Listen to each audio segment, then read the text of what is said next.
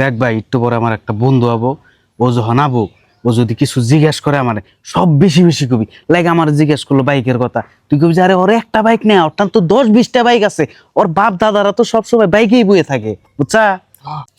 আরে ভাই, কি খবর? কি অবস্থা? এই তো ভাই আলহামদুলিল্লাহ ভালো আছি, তোর কি অবস্থা? এই তো ভাই আলহামদুলিল্লাহ, আল্লাহ পাক খুব ভালো রাখছে। কে রে ভাই, তোর এনে গেঞ্জি সিরে কে?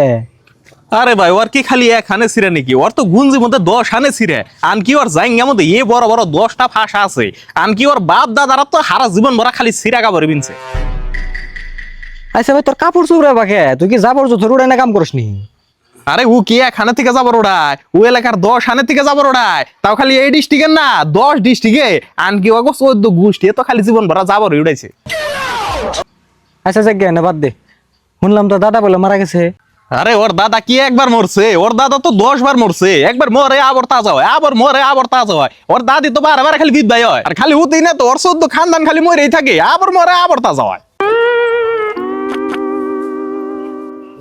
আচ্ছা তোর বাপের খবর কি?